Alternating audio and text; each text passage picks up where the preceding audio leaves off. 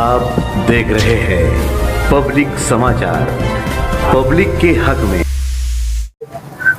आज क्या मांग को लेकर यहाँ धरने पर बैठे हैं? आज हम यहाँ बैठे हैं, हमारी 3 मांगे हैं। पहली मांग है कि जो वार्ड नंबर 15A की कारपोरेटर है साजदा रईस अहमद, MIM की कारपोरेटर, उनका जो घर है वो अनधिकृत बांधकाम है और बिना परवानगी बिना परमिशन के बांधकाम परमिशन के उन्होंने घर बनाया है। और उनके नॉमिनेशन फॉर्म के अंदर जो इलेक्शन के वक्त नॉमिनेशन फॉर्म भरा जाता है, वो नॉमिनेशन फॉर्म के अंदर उन्होंने वो घर की जो है अपनी मिल्कियत बताया है। और जो संडास का एफिडेविट दिया जाता है फॉर्म के अंदर, उसमें भी वो घर को अपनी मिल्कियत बोला गया है और वो घर जो है अनधिकृत है। तो वो घर अनधिकृत बांधकाम का जो है कमिश्नर की तरफ, कारपोरेशन की तरफ से जो है उनको नोटिस भी दी गई है 260 की घर तोड़ने के लिए। तो हमारी मांग है आयुक्त से कि भाई वो घर भी तोड़ना और ऐसे कारपोरेटर की जो है सदस्य रद्द करना।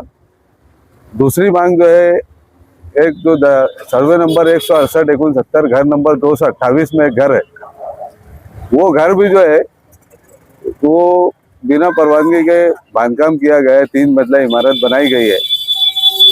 जो मंगल करके है, MIM का वर्कर, मुफ्ती साहब का खास पंटर, इन्हें भी जो है बिना परवानगी के घर बनाया है।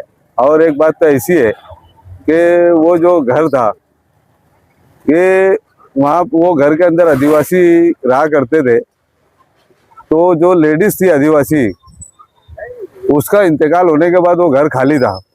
तो इसके वालिद ने जो है वो जिया जो मुश्ताक अहमद, वो घर के अंदर कब्जा करे।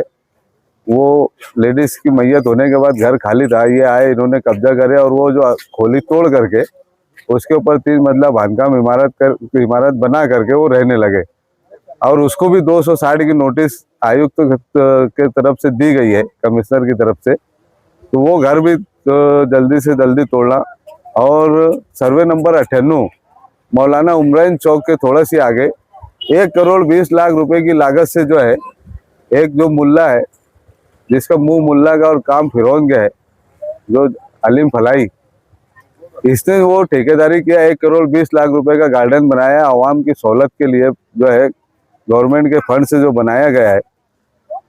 तो आप लोग अभी तो गार्डन खोला जाएगा तो उसमें देख लेना 1,20,00,000 रुपए का सामान है या नहीं है। वो तो खोलने के बाद पता चल जाएगा कि उसमें कितना भ्रष्टाचार उसने किया है।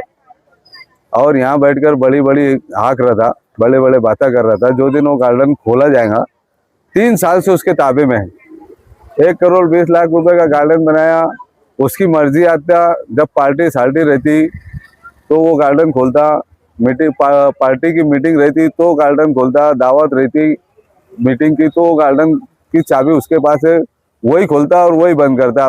जो आवाम की सहूलत के लिए बनाया गया, उसमें वो उसका सहूलत की आवाम को वहाँ नहीं मिलती। तो उससे ताबे से, उसके कब्जे से ले करके वार्ड के उस एरिया की आवाम के लिए वो गार्डन जो है वो खोला जाए। ये हमारी 3 मांग है।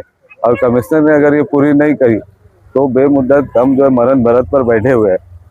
और जब तक ये तीनों मांग पूरी नहीं होती, हम मरण भरत पर बैठेंगे। कितने लोग बैठे हुए हैं?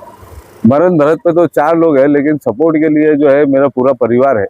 घर के औरतें भी, लेडीज भी है और सब घर के लोग हैं, बच्चे हैं, भतीजे, भांजे, भाई, सब ऐसे। मालेगांव शहर में आधे से ज्यादा अगर घर देखे जाए, ये इमारतें बनी है तो उनके बांधकाम परमिशन ही नहीं है। कई शिकायतें यहाँ पेंडिंग है। कई नगर सेवक के घर जिनको इसके पहले 52-53 के नोटिस दिए गए, कई ज्वेलरी की दुकानें हैं जिनको 52-53 के नोटिस दिए गए हैं, उनको आज तक तोड़ा नहीं गया। तो क्या सिर्फ यही एक घर पर कार्रवाई होनी चाहिए या बाकी जितने लोगों का बांधकाम परमिशन नहीं है सबका तोड़ा जाना चाहिए? देखो, बांधकाम परमिशन जिनके पास नहीं है उसको कई लोगों को बख्शा भी जाता। लेकिन मसला ये जो है, शुरुआत इन्होंने की है, ये चारों मच्छरों ने। मेरा आपकी डिमांड है कि इनका बांधकाम परमिशन नहीं है, हाँ, तो तोड़ा जाना चाहिए। तो मेरा डिमांड सिर्फ ये चारों, के पास बांधकाम परमिशन सबका, वो सबका अपना अपना तरीका है, वो कैसे बचा ले। लेकिन मैं ये चारों के खिलाफ में बैठा हूँ। शुरुआत इन्होंने की थी, खत्म मैं करूंगा। ये तीनों के बाद ये पर्सनल लड़ाई है मेरी खुद की। आवाम आवाम का इससे कुछ नहीं। नहीं, आवाम का इससे कुछ नहीं है। आपने आवाम के पोस्ट के जरिए कि शहरियान यहाँ पर आइए, लोग जो जिनको ये चीज से फायदे जो इनके खिलाफ में है वो अभी भी मुझे फोन करके मुबारकबाद दे रहे हैं। और इन्होंने जितने लोगों को तकलीफ दिया है शहर के अंदर, वो सब हाजिर हो गए इंशाल्लाह। सब आ रहे हैं, मुलाकात कर रहे हैं, जा रहे हैं।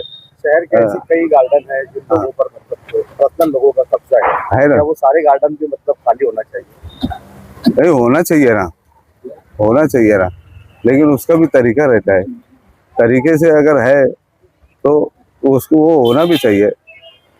आपने यहाँ बैनर लगाया है जिसके ऊपर इस्लाम पार्टी के जिम्मेदारों की हाँ। फोटो है। सत्ता उन्हीं की है और सत्ता में होने के बाद आप यहाँ धरने पर बैठे हैं। हम सत्ता से नहीं लड़ रहे ना, हम प्रशासन से हमारी लड़ाई है।